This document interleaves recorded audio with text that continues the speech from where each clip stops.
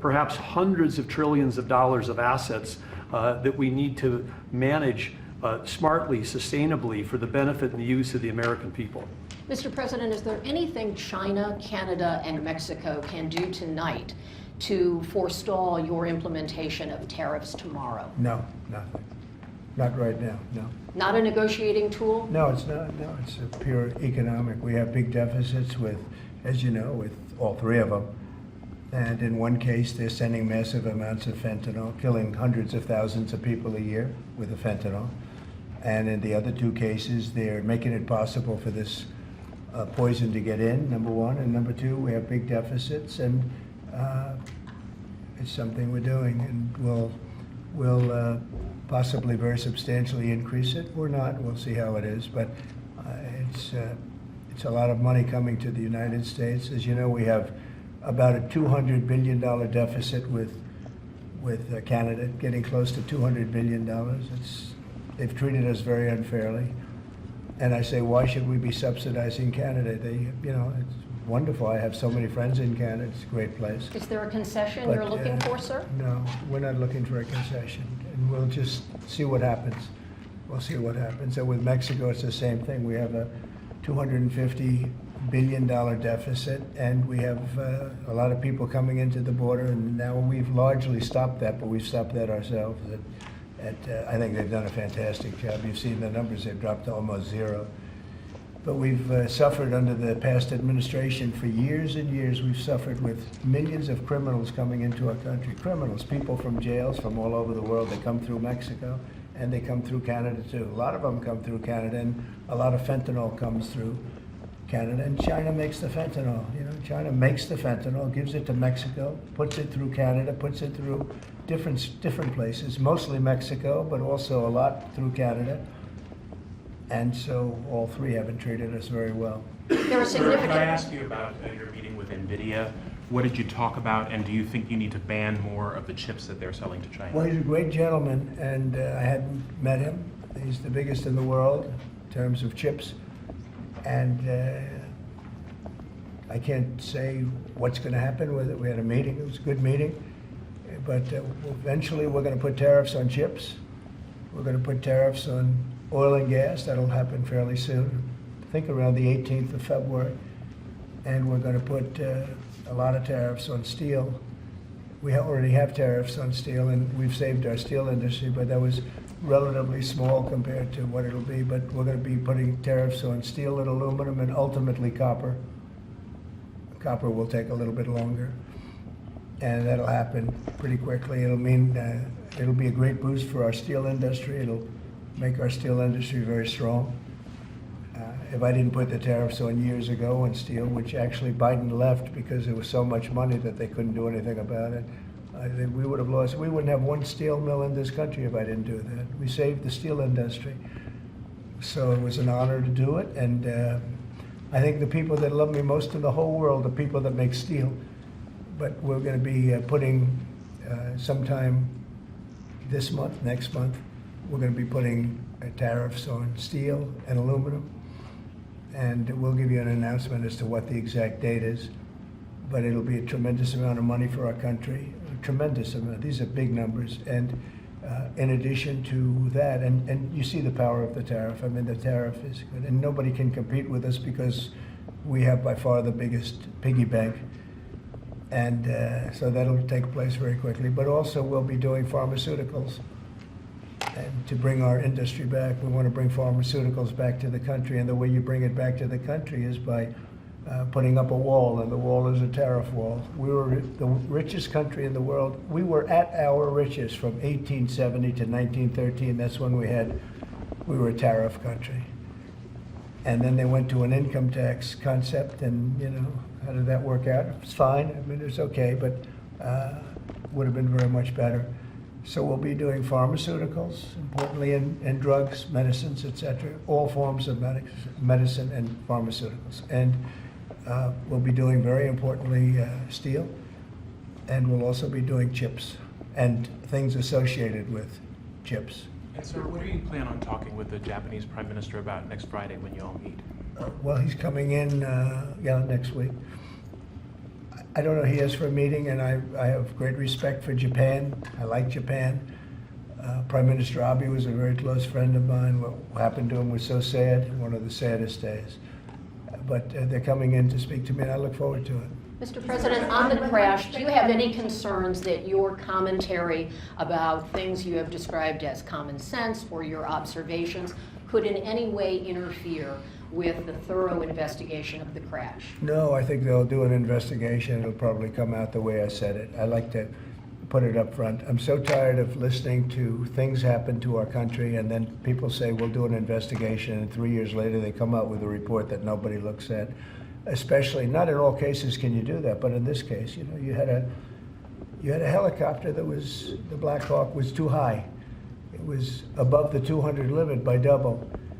Shouldn't have been there. And there were some other mistakes made too, and I pointed them out also, and I was right on all of it, but they'll still do an investigation just to check it out, but I think As that's what Commander-in-Chief, are you at all concerned about opining about the Army and the conduct of that aircraft when you are Commander-in-Chief and these are the people who report to you No. and there is an investigation ongoing? This was all caused by bad rules, regulations, and other things by Biden, the What Biden tells you that, administration. sir?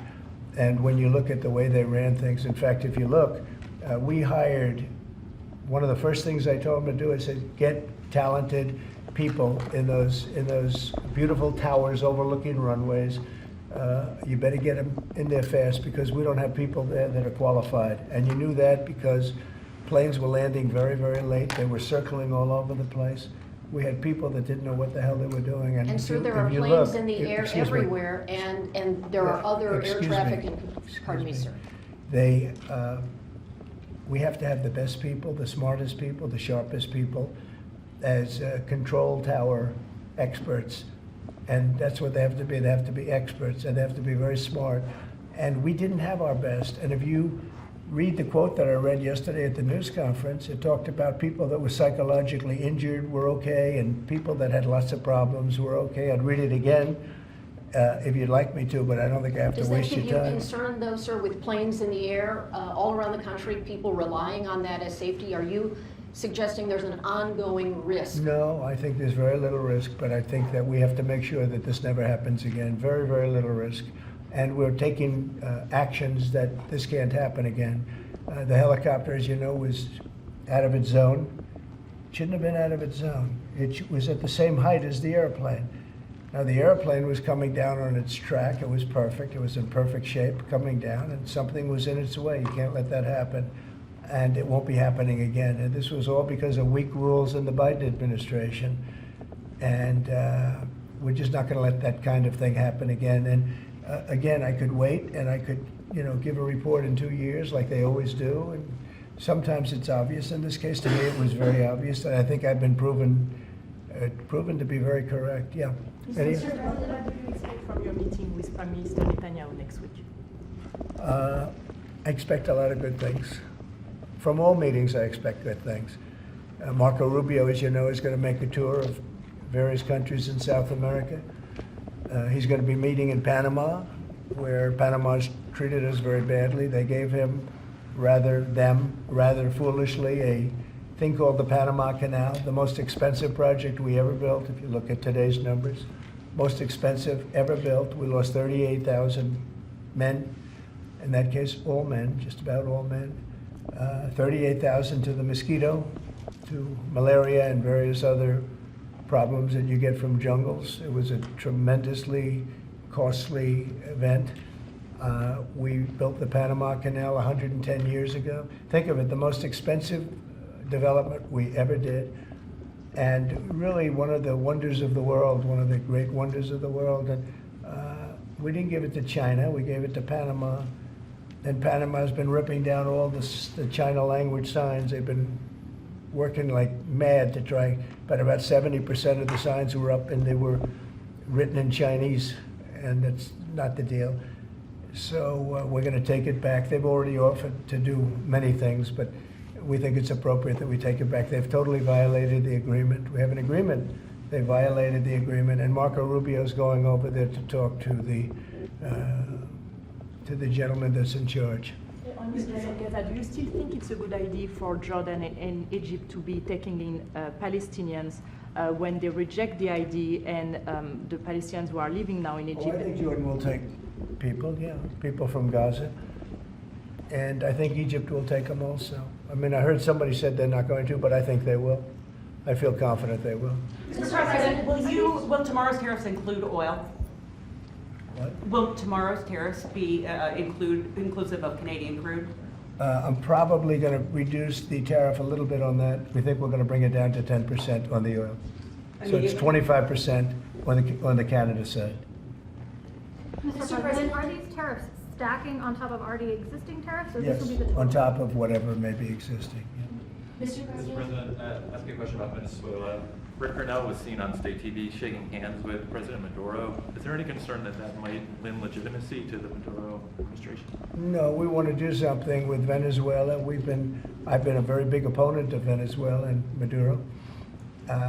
They've treated us not so good, but they've treated, more importantly, the Venezuelan people very badly. We have tremendous Venezuelan population. I got 92% of the vote, the Venezuelan vote.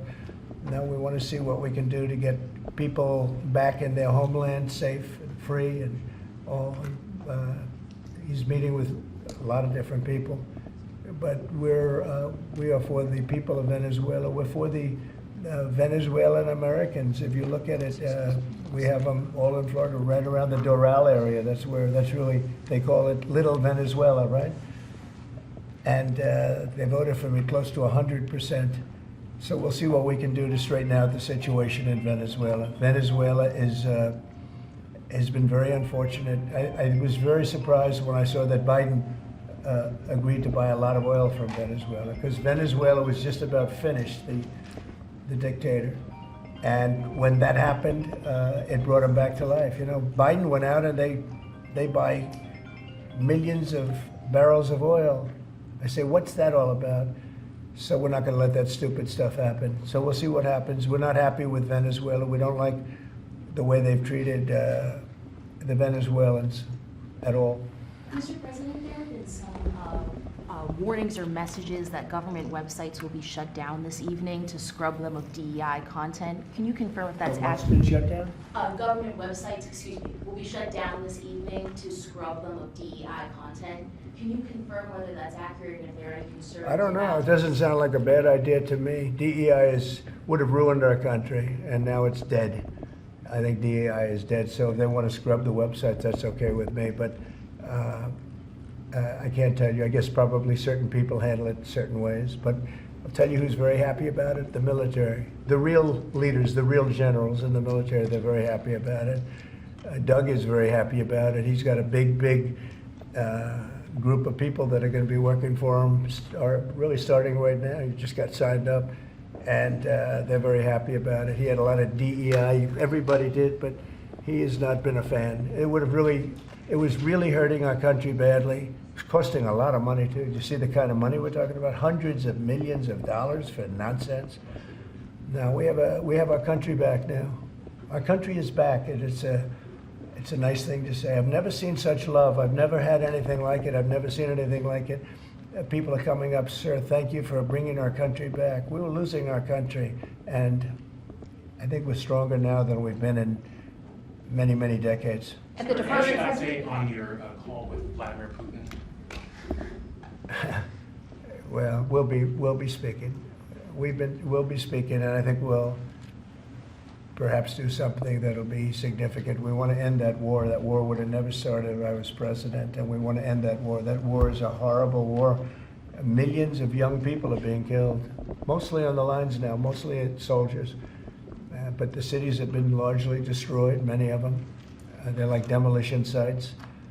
But the soldiers are just shooting at each other. You know, it's a very flat land. I said this the last time, very, very flat land. The only place that a bullet stops is when it hits a person. And they're hitting a lot of people. They're hitting a lot of soldiers, but on both sides. You know, I think Russia would probably say close to 800,000, and Ukraine 600,000 or 700,000. And it's just a senseless situation, and it's got to stop. So whatever I can do to stop it, and we are having discussions, yes. Ongoing, already scheduled and ongoing? Have you- Already talking, yes. So you've already spoken to Vladimir Putin I don't want to since? say that, but we are having very serious Is discussions there a reason you about- don't want to? We are, well, I just don't want to say that. We're having very serious discussions about that war, trying to get it ended With Russia? with Russia, yeah. At the Department of Justice and the FBI, there are a number of high-level people who are being asked to resign or are being told they are going to be fired. Did you specifically request any actions at the Bureau or DOJ with respect to those employees? No, but we have some very bad people over there. It was weaponized at a level that nobody's ever seen before. They came after a lot of people, like me, but they came after a lot of people. No, I wasn't involved in it. I'll have to see what is exactly going on after this is finished. But if they fired some people over there, that's a good thing, because they were very bad. They were very corrupt people, very corrupt, and they hurt our country very badly with the weaponization. They used the Justice Department to go after their political opponent, which in itself is illegal. And obviously it didn't work. Are you going to impose tariff on the European Union? What does that mean? Are you going to impose tariff too on European Union like you are going to do for Mexico and Canada? Well, you're asking me a question, because I'm sure you didn't hear, am I going to impose tariffs on the European Union? Do you want the truthful answer, or should I give you a political answer? Absolutely. Absolutely. Tariffs The European Union has treated us so terribly. You promised Americans to try to reduce costs, and so many of the products Yeah. that would be tariffed, when they come into the country, the outgoing country is not paying the tariff. The buyers in the United States pay that, and then that's passed on to consumers in Right. most instances. Sometimes. How would you expect to have prices come down if you have such a broad plan for tariffs? And what do you say to the voters who want to see you reduce everyday costs? Well, let me just tell you that I got elected for a lot of reasons. Number one was the border. Number two was inflation, because I had almost no inflation. And yet I charged hundreds of billions of dollars of tariffs to countries. And think of it, I had almost no inflation and took in $600 billion of money from other countries. And tariffs don't cause inflation, they cause success. They cause big success. So we're going to have great success. There could be some temporary short-term disruption, and people will understand that. I had that when I negotiated some of the good deals for the farmers. And unfortunately, those deals have been led astray by Biden and his people because they didn't enforce the deals. We have a deal with China, which is phenomenal for the farmers, but there was nobody to enforce it in the Biden administration. They let them get away with murder. So that's another thing we're going to be bringing. Do you accept They the committed, principle wait a of minute, costs being they passed committed to on? buying $50 billion worth of farm product, and they did it when I was president. And as soon as I left, they stopped doing it because there was nobody in Biden to enforce it. But the tariffs are going to make us very rich and very strong, and we're going to treat other countries very fairly. But if you think about it, other countries charge us tariffs. We don't charge them tariffs. And it's about time that that changes. Sir, are you concerned about the market reaction around tariffs? No, no. Tariffs, the word tariff is a very misunderstood word. You've heard me say, I say it kiddingly, but it's one of the most beautiful words in the dictionary. It really is. And we've been taken advantage of because others have charged us VATs. As an example, the European Union charges us 20% plus a VAT tax, called a VAT tax, very similar. And it costs us an absolute fortune. We are treated so badly. They don't take our cars. They don't take our farm products, essentially. They don't take almost anything. And we have a tremendous deficit with the European Union. So we'll be doing something very substantial with the European Union. We're going to bring the level up to where it should be. And if you think of the European Union, then you go to NATO, it's largely the same group of countries.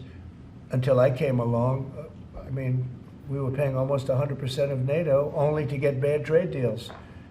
And now it's been evened out, but very unfair having to do, it was evened out pretty good. Actually, I did a good job. They paid $440 billion if you look at the Secretary General's report, and he was here recently and he said that. He said one of the most amazing things I've ever seen is what President Trump was able to do with these countries of Europe, of which he was in charge of them, but he couldn't get them to pay. I went over, I said, you got to pay, and if you don't pay, we're not going to protect you. It's very simple.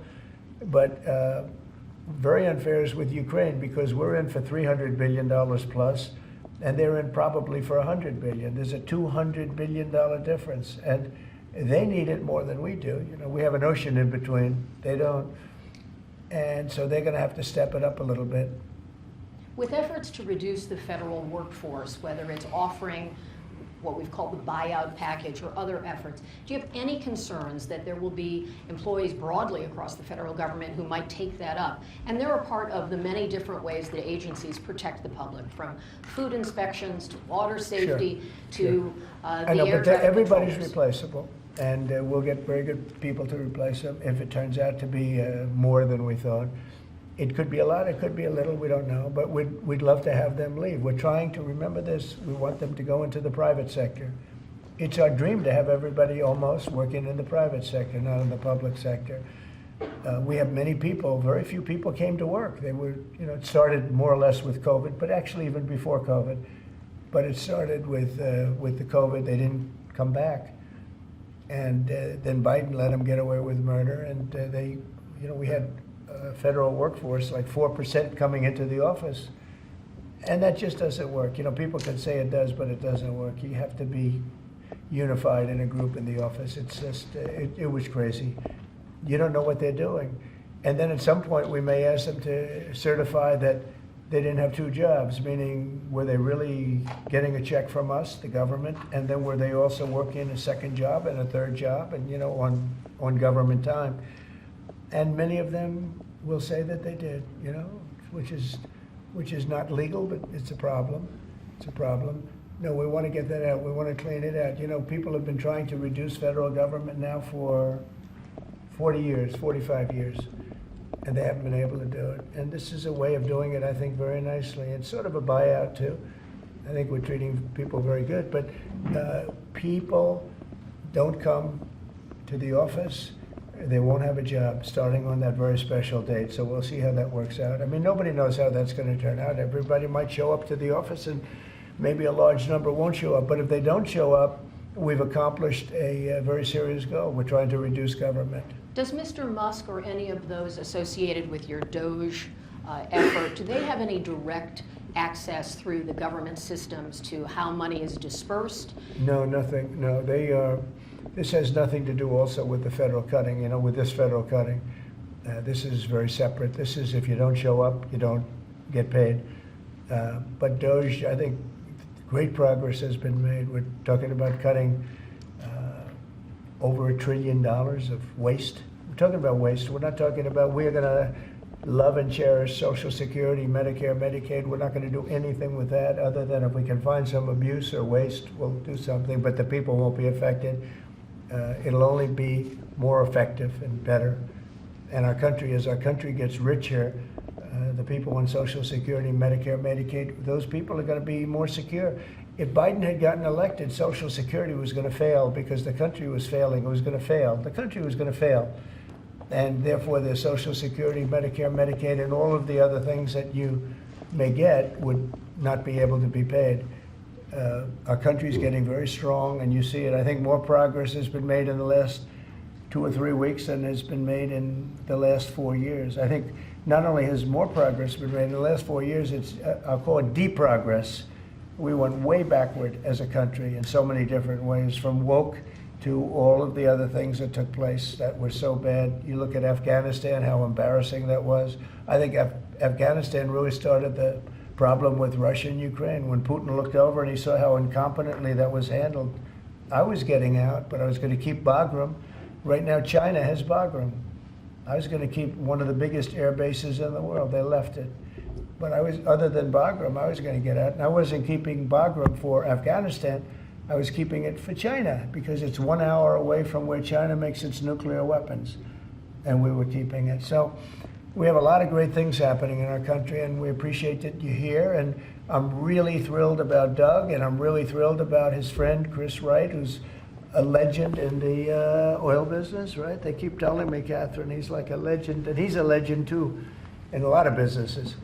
And we have an amazing group of people working with us. There's a man behind me who became a tremendous success. He was not a wealthy man. He didn't start off a wealthy man, and he ended up a wealthy man. And you know, that's a great talent. And he's willing to sacrifice so much and to put it to work for our country. Watch the job he does on the interior, but in particular on really making our country very, very wealthy by utilizing it properly. And at the same time, environmentally, he does it he's very much an environmentalist. He's going to do it very carefully and very painstakingly good. But you just watch what happens. And working with the Department of Energy, where his compatriot, his friend, and also considered the most talented man in the oil business, is the head of the Department of Energy, and they work together. It's almost like a partnership. It really is a partnership.